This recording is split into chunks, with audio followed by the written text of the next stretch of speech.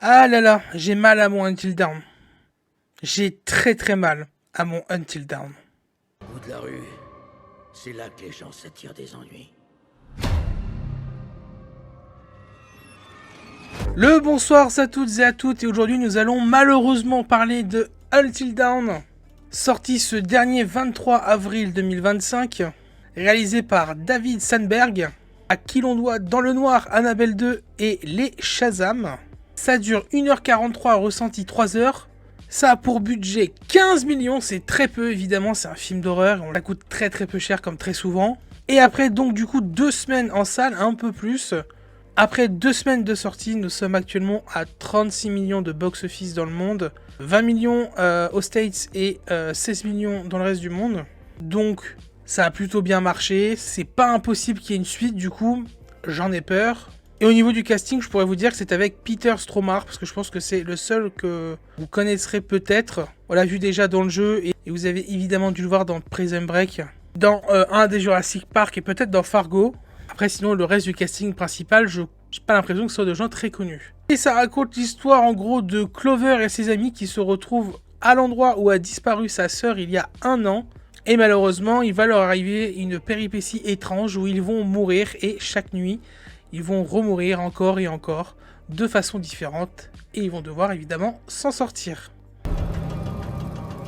Au bout de la rue, il y a un endroit figé dans le temps. Et Until Dawn, qu'est-ce que j'en ai pensé? Bah, c'était nul à chier, hein. C'est terrible. En général, je suis très bon public. Là, tous les derniers gros trucs qui sont sortis, que les gens ont pas trop aimé, moi j'ai toujours à peu près bien aimé. Il y a quelques exceptions, évidemment. Il y a quand même 2-3 trucs que j'aime pas depuis le début de l'année. C'est normal. Et là, Until Dawn, je vois que ça a pas des retours si négatifs que ce que je pensais. J'ai vu que sur Letterboxd, il y avait une moyenne de 2,6. Je vois que sur Allociné, il y a une moyenne de 2,9. Je vois au niveau des retours critiques sur YouTube... Je vois au niveau des retours YouTube, j'en ai vu quelques-uns qui ont eu l'air d'avoir bien apprécié et d'autres pas du tout. Et je pense que ce qui est la simple bonne raison que ceux qui n'ont pas aimé et que moi j'ai pas aimé aussi, c'est qu'on est de base ces gens-là des gros fans du jeu. Parce que oui, de base, Until Dawn c'est adapté d'un jeu vidéo qui est sorti il y a une dizaine d'années, je dirais déjà. C'est sorti en 2015 et donc du coup, ce jeu vidéo-là, c'était un banger absolu. Voilà. Si on est autant à avoir aimé, c'est très simple. C'est un jeu qui était très cinématographique, avec beaucoup de références à beaucoup de genres horrifiques du cinéma. Et c'était un jeu narratif, principalement, où tu n'incarnes pas vraiment les personnages en termes de gameplay, mais tu choisis leurs choix à la place. Et selon, évidemment, les choix que tu fais, ça va avoir un impact sur le scénario, et il y a plusieurs déroulements et plusieurs fins différentes au jeu. Et la seule forme de gameplay qui va entre guillemets, c'était des QTE où il fallait que tu appuies sur des touches assez rapidement pour pouvoir réussir le déroulé des scènes suivantes. Et la base du coup du jeu Until Dawn, c'est des amis qui se retrouvent 1 an après la disparition des 2 sœurs d'un des personnages principaux dans un chalet dans la neige. Malheureusement, il y a une espèce de tempête de neige qui les empêche de repartir et ils sont malheureusement obligés d'attendre du coup le lever du soleil pour que les équipes de secours puissent venir les sauver. Sauf que malheureusement, il y a un espèce de tueur masqué qui se retrouve du coup dans le chalet et ils vont même être confrontés à des créatures très étranges qui se nomment des Wendigo. Donc pour ceux qui ont vu le film, évidemment, là quand je vous dis ça, il y a quand même pas mal de similitudes et qui ont été mises dans le film, qu'on mette un peu carte sur table directement. Moi de base, je suis pas fan du genre horrifique. Après, quand c'est des trucs bien spécifiques ou bien connus, en général, je connais ou voire même je les vois. Mais voilà, j'aborde très très peu du genre horrifique sur ma chaîne parce que c'est pas trop mon délire. Mais là, Until Dawn, évidemment, adaptation d'un de mes jeux vidéo préférés, j'avais pas le choix. Qu'est-ce que c'est que ça? Figé dans le temps. Chaque fois qu'on meurt, on revient au même endroit. Et il y a un autre truc récurrent qui arrive beaucoup ces derniers temps, c'est pas nouveau, mais c'est l'adaptation évidemment de jeux vidéo au cinéma. Bon, on va pas faire toutes les grandes lignes, là on va le faire pour le genre horrifique, où ça a pas souvent marché, c'est souvent très critiqué. Et évidemment, moi je suis pour. Quand on fait une adaptation, et c'est le mot, je défends toujours les œuvres cinématographiques comme ça, c'est une adaptation, on fait pas un copier-coller, sinon ça ne sert à rien. Donc je suis très ouvert à ce qui est du changement par rapport à l'œuvre de base. Sauf que entre changement et rien à voir, c'est stupide. Dans le sens où, de base, dans le jeu vidéo, les personnages sont eux-mêmes interprétés par de vrais acteurs, certains qu'on connaît même très bien.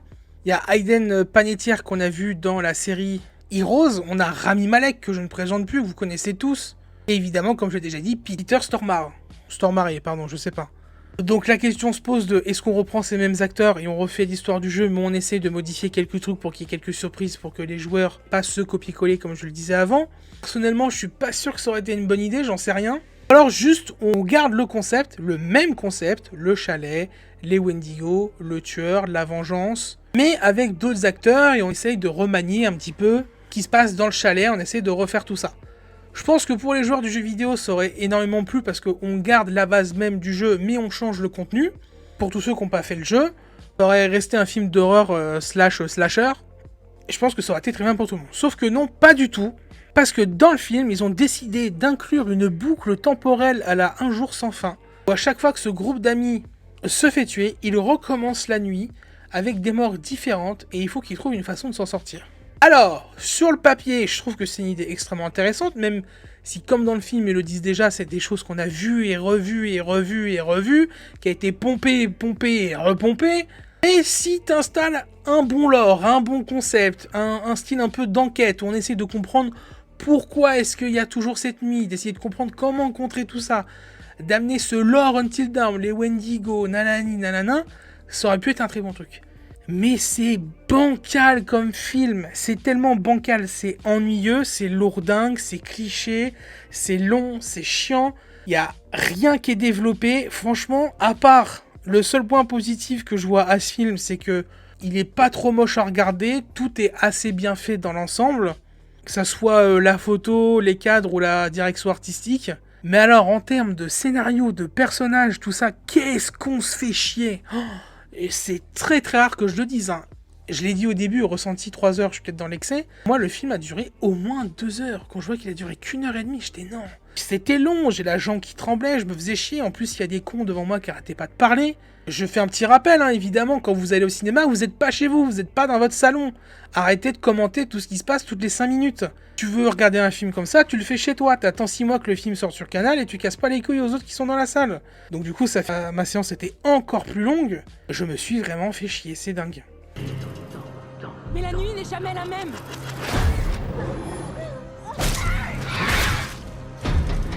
On revient au même endroit. Mais la nuit n'est jamais la même. Et c'est dommage parce qu'ils ont gardé un petit bout du lore. On retrouve les Wendigo, on retrouve la base un peu des mines aussi. Il y a le slasher, le gars qui est le tueur un peu en série qui est là, qui revient. Et ils ont remis aussi le personnage du coup du psychiatre qui est de nouveau là du coup dans le jeu, dans le film. Je confonds du coup. Sauf que il est là juste pour être là. Au final, le gros problème du film, c'est que rien n'est expliqué.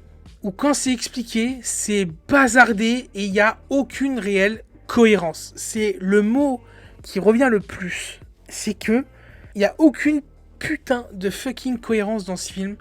Bout à bout du truc. Même au niveau des personnages, de ce qu'ils font, les dialogues. Mon Dieu, c'est...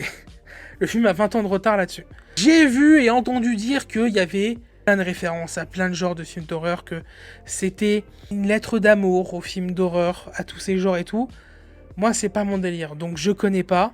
Sûrement, je vois un peu ce que c'est, j'ai été un peu me renseigner, je vois de quelle scène vous parlez. Et le problème de toutes ces scènes, c'est qu'elles s'enchaînent. Parfois pour rien, et parfois très rapidement, que le problème, c'est que le film est hyper répétitif, et c'est pour ça aussi que tu te fais chier. Du coup, vu que les personnages meurent tout le temps, tu t'y attaches jamais. Déjà qu'ils sont pas intéressants. Et même leurs morts, la plupart de leurs morts sont, je trouve, jamais vraiment intéressantes ou sympas à regarder. Ceux qui ont vu le film, là, il y a des morts d'explosion, vous avez capté.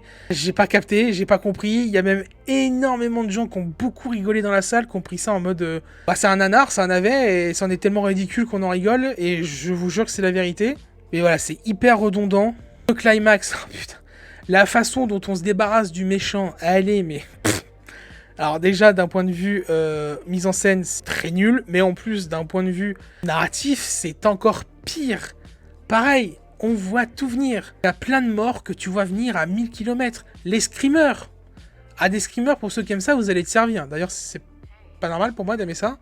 Et ce que je comprends pas, c'est que j'ai jamais eu peur, pas une seule fois. Je pense que le fait de n'être jamais rentré dans le film tellement ça me faisait chier que j'ai jamais eu peur. Il y a certains screamers évidemment que j'ai vu venir, mais même ceux que j'ai pas vu venir, parce qu'il y en a pas mal, jamais peur. Jamais. Alors que j'entendais les gens qui avaient un peu peur, tu vois. Les gens, ils avaient soit peur parce qu'il y avait des screamers, soit rigolé parce que les morts étaient nazes. Et tout à la fin, on a une espèce de petite scène teasing, une espèce de scène post-générique, qui en est même pas une, qui nous tease un truc. Non mais... On en reparlera en partie spoil, mais... Honteux. Donc voilà, pour une fois, je fais pas comme d'habitude, où j'essaie de décomposer à chaque fois partie par partie. Et toujours ça, là j'ai beaucoup exprimé du coup les points négatifs d'un seul coup, fallait que ça sorte en fait. Donc j'ai parlé un peu de tout. Chaque nuit, un nouveau truc essaie de nous tuer. On revient au même endroit. Un nouveau truc essaie de nous tuer. Qu'est-ce que c'est que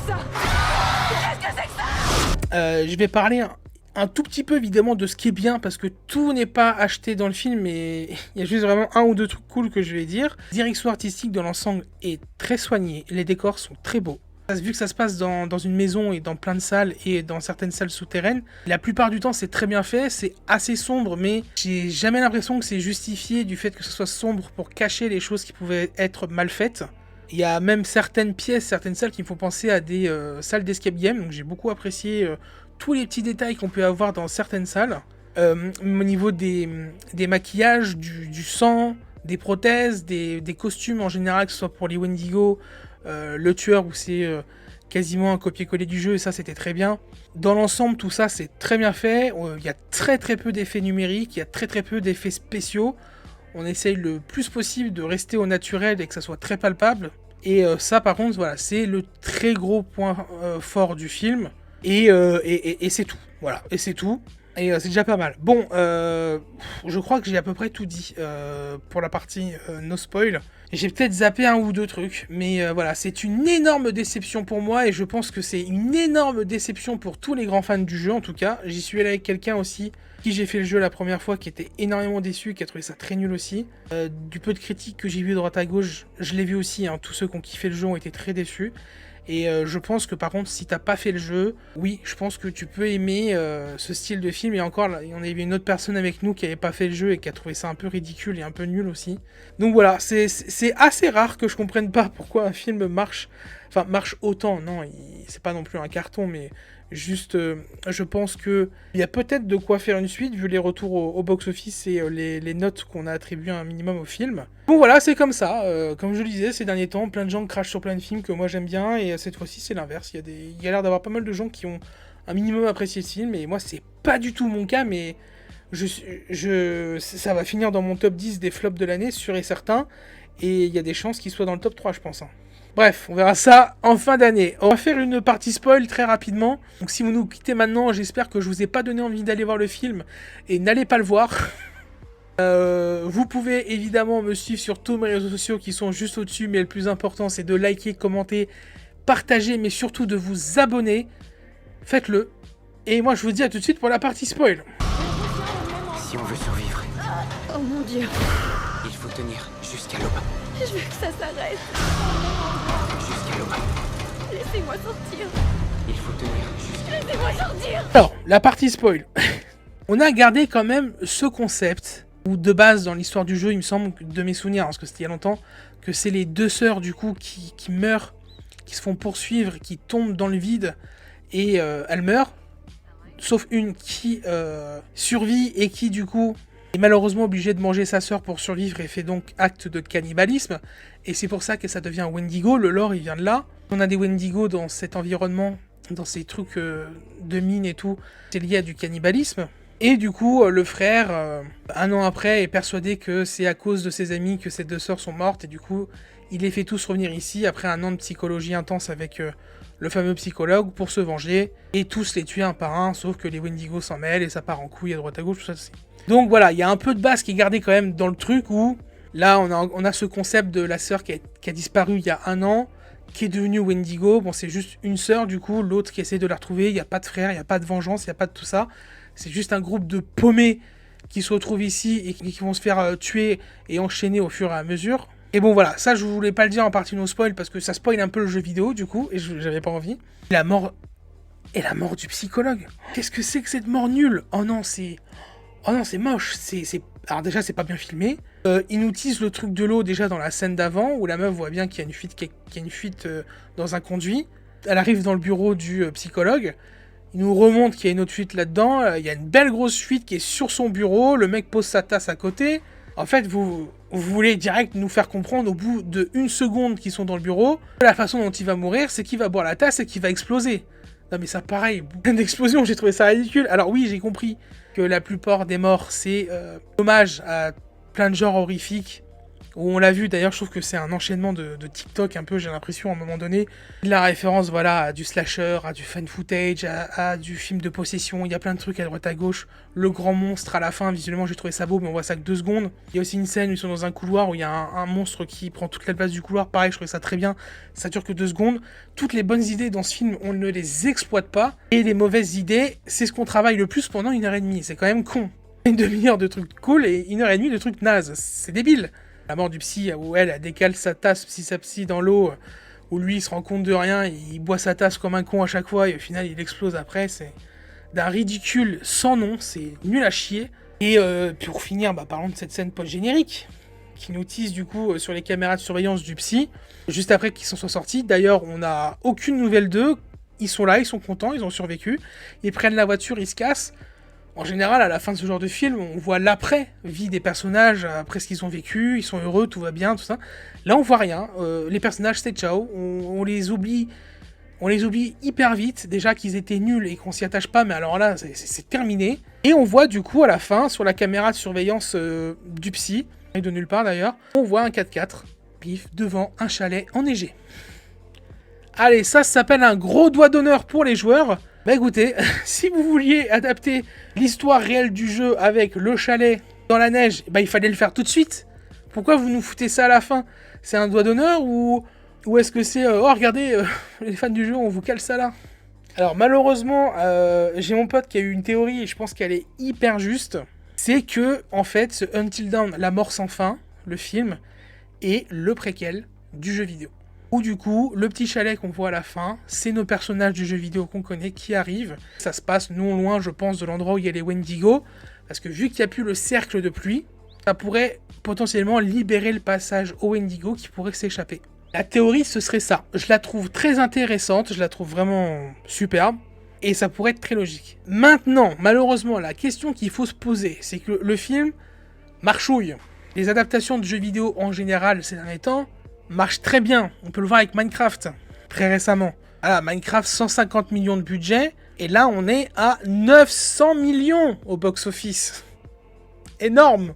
Donc oui, là, c'est l'adaptation de jeux vidéo, c'est pas pareil, mais vous avez capté ce que je veux dire. Donc, moi, je vois que 2 suites possibles. Soit ils vont nous faire, du coup, la même histoire que le jeu vidéo, mais en changeant un peu le concept, et là, j'aurais peut-être un peu plus envie de voir la suite. Ou alors, en fait, c'est le même groupe de potes. C'est le même 4x4, je sais pas, j'ai pas fait attention. C'est le même groupe de potes qui se retrouvent là-bas. Et ils vont devoir resurvivre. Cette fois-ci, il y a une nouvelle nuit entière avec des Wendigo à leur poursuite. Voilà, je sais pas, on verra bien. Jusqu'à l'aube. Ils arrivent!